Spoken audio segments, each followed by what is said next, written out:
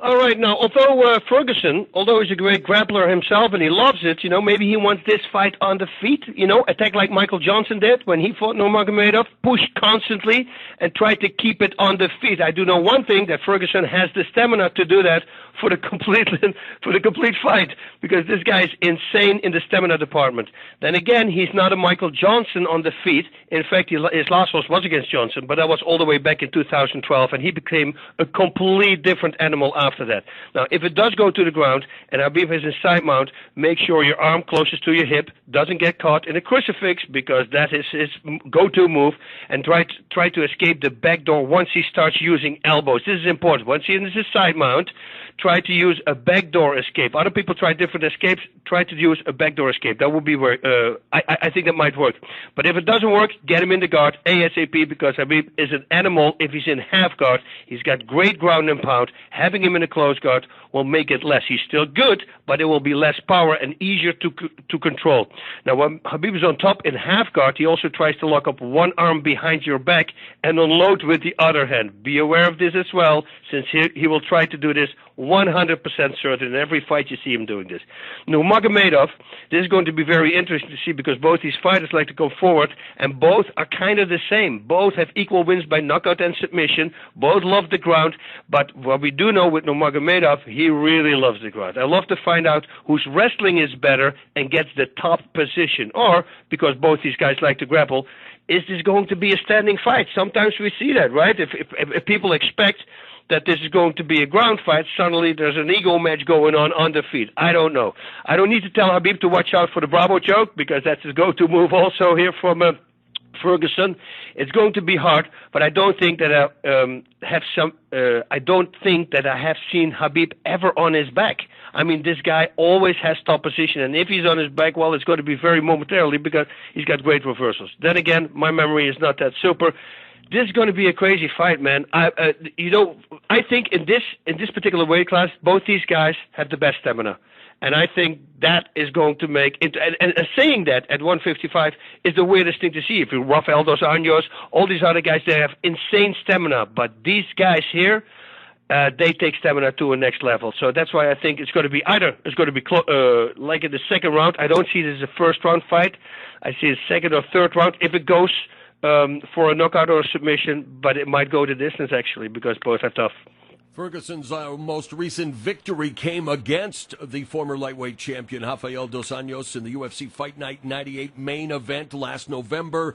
Man, what a run he's been on. He just turned 33. Ferguson hasn't lost in almost 5 years. The last loss to Michael Johnson, who went the distance with Ferguson, was destroyed, though, by Khabib Nurmagomedov.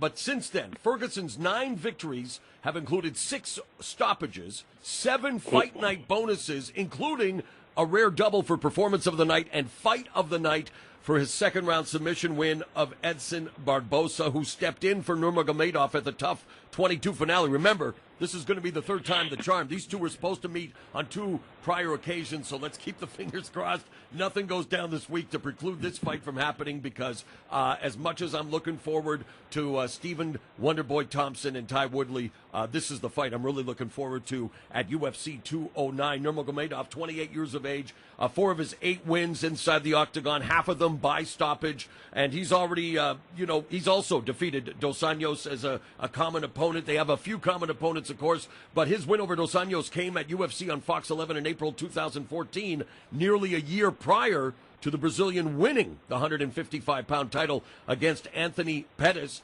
Nurmagomedov submitting Johnson in the 3rd round at UFC 205 in November to set up this fight. Of course, during that fight, he was also trash-talking Dana White about the situation with Conor McGregor, and who knows when Conor McGregor is going to return. Of course, Floyd Mayweather, we talked about his birthday on Friday. He was on Showbox. I didn't want to bring it up, but now that McGregor's name comes up, Mayweather told our Steve Farhood at Showtime, yeah, let's make the fight happen. Let's make the fight happen. Okay, make the fight happen. Make your piles of money, and then let everyone bitch about the result and how it was a joke and a circus and not really a super fight as they're proclaiming it. Now, a fight that's going on, 209, 2 other fights I'm interested in. Rashad Evans has been medically cleared, the former light heavyweight champion who really hasn't been himself recently, boss, with injuries and just, I mean, the toil and the age. Let's face it, he's going to make his middleweight debut, 185 pounds, against judoka Dan Kelly, who's also up there in the age department. Rashad Evans at 185, this stage of his career, boss. What do you think? You know, I love Rashad. I this weekend actually we watched the Hurt Business. That it's on Netflix. I'm in only 2 seasons. I'm in there, but Ronda Rousey and everybody's in it. They're following Rashad, and you know, and it's so sad to see. You know that you know he's finally when you think his knee is over, boom, it happened again, and he's back into the rehab. And I think mentally it did a lot to him, and you saw that in the last fight. So, you know, Dan Kelly, he's a tough guy, man. We talked about. That's what I mean. And in judo, yep. You know, so those are just really tough guys. We always talked about it at the Pride Fighting Championships as well. The guy also has knockouts. I mean, 3 knockout victories. Of course, submission game. We know that he has that. You know, and he has a pretty good record. I mean, he lost once, I believe, right? That's it, like 12 wins. So, I mean, people say, "Oh, there's going to be an easy fight for Rashad." I don't know if it's going to be an easy fight. I hope it's going to be easy fight at all for Rashad, bro. I think. Yeah. I don't think Rashad. Like I say, this is going to be a big litmus test for Rashad Evans, and I really wonder how much is left, both physically and, like you say, the mental toll. But I don't see this as an easy fight. Especially, I don't see it as an easy weight cut either. Getting down to 185 pounds at his age or at any time. Guys that don't have to worry too much about weight cuts. Well, Mark Hunt maybe. The heavyweights, Alistair Overeem against Mark Hunt at UFC 209. This one, of course, could end at any time. Mark Hunt involved in legal battles now because every opponent he's facing is popped for PEDs. Of course, Alistair Overeem has a past with that as well. But, man, Overeem and Hunt, the question is not if it ends in a knockout, but when, right, boss? That's what's going to happen. You know, we saw the first time, Overeem beat him. That was at Pride Fighting Championship with an armbar, that crazy weird armbar. But Hunt is a completely different animal now. Training, you know, now he's a mixed martial artist. His takedown defense is much better. Does Overeem want to take it to the ground? If I was Overeem, I would say, listen, hey, use your strength. He's got pretty good takedowns. You know, he simply doesn't use them a lot. But as well, remember the that's what I mean. 13. But also, if he is going to be on top, I mean, that's a scary guy to have on top of you. Yeah. You know, if you're Mark Hunt. So, you know, Mark Hunt, since the low center of gravity, you know, and he's short and compact, it's easier for him to defend himself from a takedown. But we know that, you know, Overeem's got that crazy striking. He's just using a whole bunch of strikes to set him up, set a takedown up, and then go for a takedown on the other side. He might simply think, no, I need to knock this guy out in order to make myself huge again, my name huge again after the last loss that he has. So I think it's going to be a great fight. I think I give Mark Hunt more chance than people give him.